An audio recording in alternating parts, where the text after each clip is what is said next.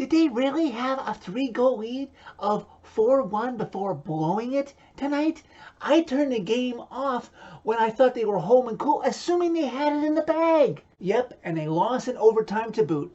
I swear it's in the players' DNA to consistently do that to their fan base. I swear to you, Jersey guy. And how many fans watching this video right now do you think don't realize we're not talking about the Preds game? Leafs fans must be used to losing like this by now. Sorry, Steve. Everybody's hands go up, way up, as the Nashville Predators go into Gila River Arena in Glendale, Arizona, Saturday night and defeat the Arizona Coyotes by a score of 4-2. They go a perfect 3 for 3 on this West Coast road trip. And I tell you, Preds Nation, if Juuse Saros is not the NHL's first star of the week, getting 3 wins, a goals against average of a perfect 2.00 and a save percentage of 95.4 over those 3 games, I don't know what to tell you about the NHL scoring system.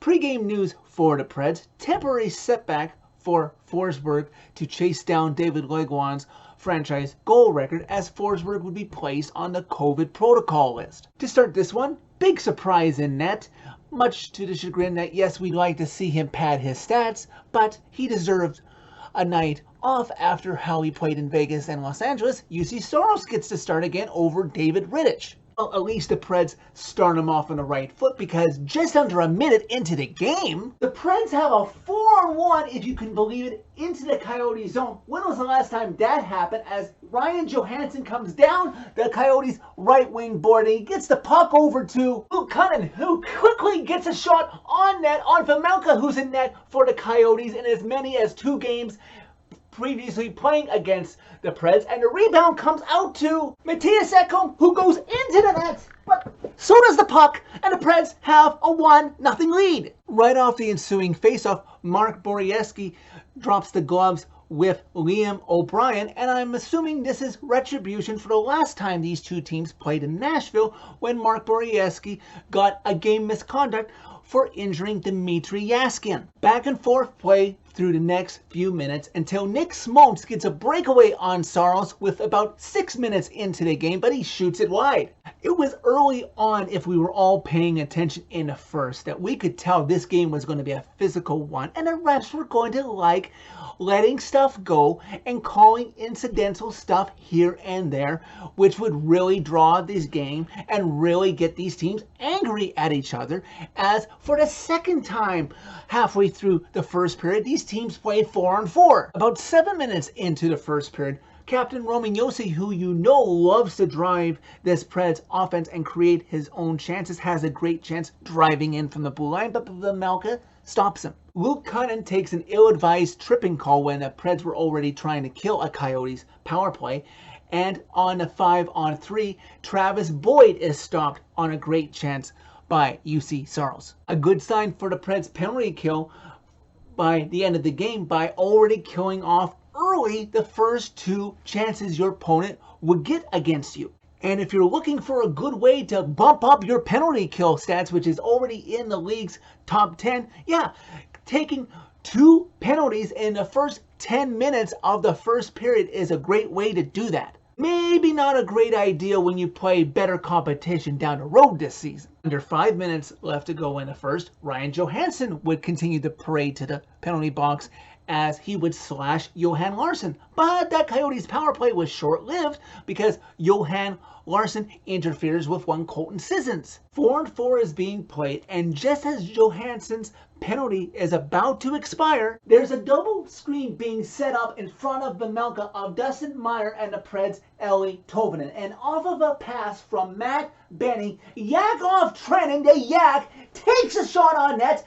Vejmelka does not see it, and the Preds extend their lead to 2-0. Just over a minute left to go in the first. The Preds are not done. They want more. They can feel blood in the water in the Coyotes zone. And Matt Duchene gets the puck over to Calder candidate, major Calder candidate, Tanner Jeannot, who bangs it home past Vejmelka, and the Preds have a 3-0 lead after one. Much to the frustration of Preds fans who are so paranoid based on precedent and history that the dam is about to break, the Preds give the Coyotes a 5-on-3 and then 2 one-man advantages, but the Coyotes don't score on any of those chances. Props to the Preds defenders. About halfway through the second period, the shots are fairly even, and the Preds, to that point in the game, are not allowing the Coyotes to set up or sustain continuous pressure in the Preds zone. Preds would then get rewarded with a power play, but they're not the ones with the best chance on that to score, as it would be the Coyotes and Travis Boyd on a breakaway on UC Saros,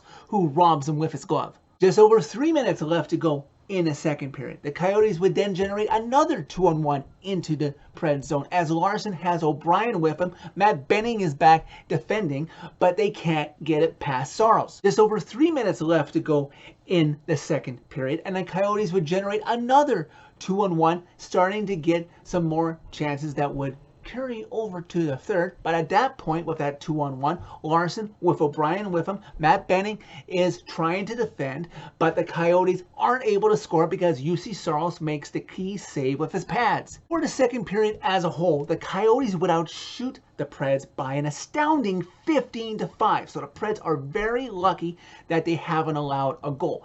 Even though the shots the Coyotes seem to be getting don't allow for a lot of rebounds, so Saros is able to successfully see most of them and maybe a little look on side on the other ones, and the Preds still lead the game 3-0 after 2. Third period underway. Preds in no rush to take it to the Coyotes with the cushion that is their lead, but also hopefully keeping in mind not to be too cautious after the LA and Vegas game ended. Well, I spoke too soon. About 2.5 minutes into the third period, face-off in the Preds defensive zone, Clayton Keller finds the perfect sweet spot that players have been able to find as of late on UC Saros between his shoulder and the crossbar. The puck is in. The Preds lead is reduced to 3-1.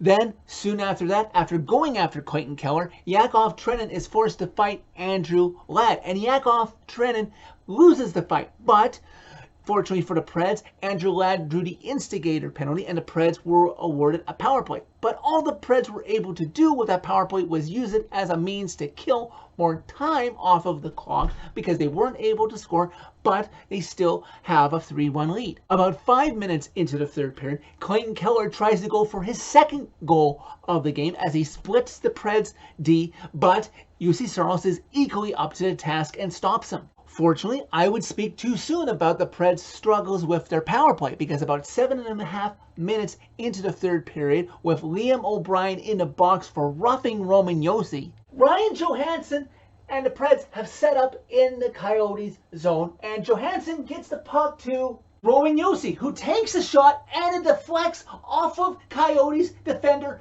Antoine Roussel. But fortunately for the Preds, it doesn't come out of the zone. It comes right back to Roman Yotes. And again, if at first you don't succeed, try again. And it's exactly what number 59 does. He waits, and finds the perfect avenue where he can see the nets and snipe. He goes and shoots. It's in past Vejmelka.